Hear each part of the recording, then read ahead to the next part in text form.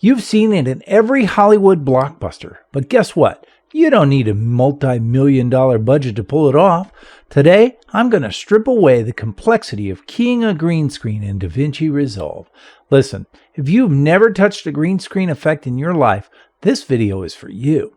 I'm going to show you the absolute beginner basics on how to get a clean, professional key. Let's jump in.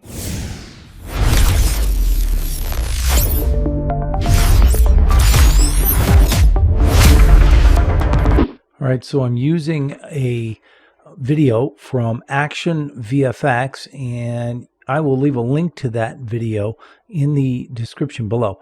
I want to go ahead and slide back and just set the out point to here so it doesn't have the final logo.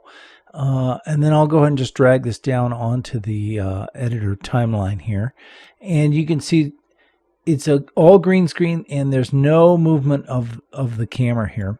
If I slide this up, I can go ahead and use this AI generated shot from the moon surface that I created, and I will just extend that to there. So this is the first timeline basically, which is right here.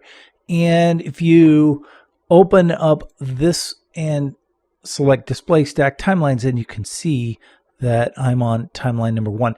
And what I'm going to do is just right click on that timeline number 1 and duplicate that timeline. And then this second one I will call timeline number 2 so that I have 2 of them. And if I double click on it, then you can see that appears here. So this is timeline number 2, this is timeline number 1. And I'm going to do 2 different versions of how to green screen in DaVinci Resolve. So on timeline number 1, I'm going to do it in the editor timeline, and in timeline number 2, I'm going to do it in the Fusion page.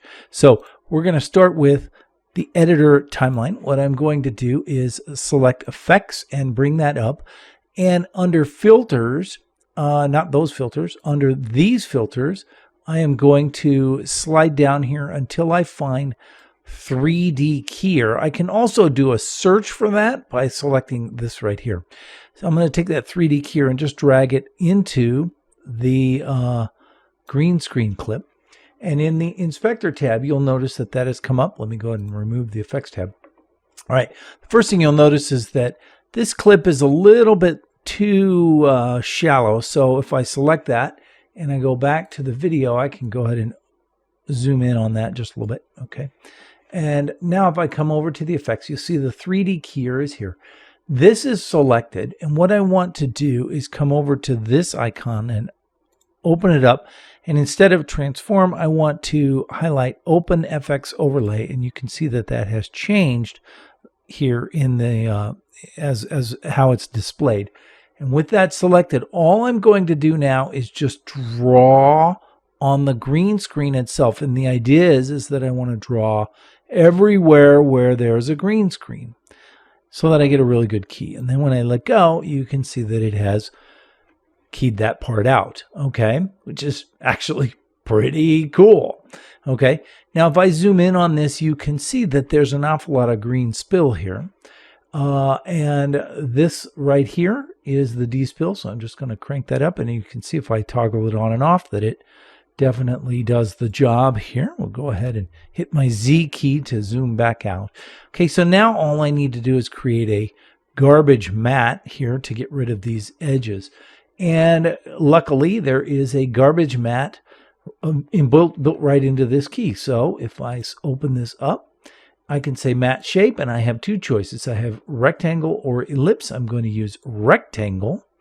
And I need to invert that selection. And now all I have to do is just, like this, maybe about there, so that it is it has cleared that. As long as this, stays inside here, which it does, and I am good to go.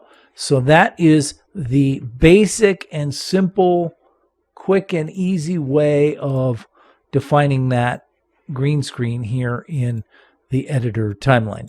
Now let me go to timeline number 2. And again, you can see that that's a little bit there. So I'm just going to zoom it in ever so slightly. Okay. Now with this selected, I'm going to go to the Fusion page. And we're going to do the green screen here in the Fusion page, right? All right, so selecting the media in, I'm going to hit Shift and Space, and I'm going to actually search for the Delta keyer and select that and add it. It will be added after the media in on this node tree. Okay, and you can see now that I have the Delta keyer up here in the Inspector tab, and if I use this picker, I can go ahead and pick a part of the green screen that I feel is representative of the key that I want. Okay, and under view mode, I can say final result, or I can look at the matte, and you can see how dirty and ugly that matte is. So if I come from the key to the matte tab, then I can adjust the threshold, and the lower threshold being adjusted will fix up the actual green screen part, the transparent part, and then the upper threshold will go ahead and fix the part that should be seen, right? Okay, now let's go back to final results.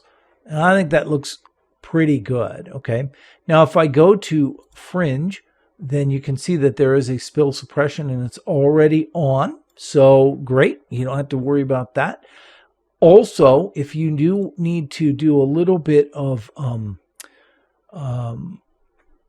choking in, right? Because it is, it's got a little bit of a line here. That's the erode and dilate slider, and you can see that I can erode or I can dilate, right? So now the only thing that I have to worry about is the garbage matte, right? And the way to take care of that is we're going to either use a polygon mask or a B-spline, or I could use a rectangle like I did before, but just for change, I'm going to use a polygon mask. I'm going to drag this down here. And you'll notice that if I hover my mouse over this node, it says Delta Keyer 1 Garbage Matte. So what I'm going to do is plug in my polygon mask, Garbage Matte, into that node, which is the Garbage Matte Delta Keyer for the Delta Keyer. Now, with the polygon one selected, let me go ahead and zoom out a little bit, and I will just go ahead and create my spline all the way around, and boom. Now, of course, I need to hit invert on that, and we are good to go. Let me just make sure that he stays here within. Oh, he doesn't. Okay, so let me back up, and I'm just going to slide this out a little bit. Okay, and honestly, I could do that anywhere, but it is set up as keyframing right here. You can tell. So let me just slide it. And now you can see that it actually is moving because of the keyframe, which is great. So either way you do it, you can set keyframes for it or not. But now I'm feeling pretty good. And so now if I go back to the editor timeline on this one, we can see that it looks pretty good. It's really that simple. Once you've mastered the basics, the entire world, or any other world you can dream up, becomes your set.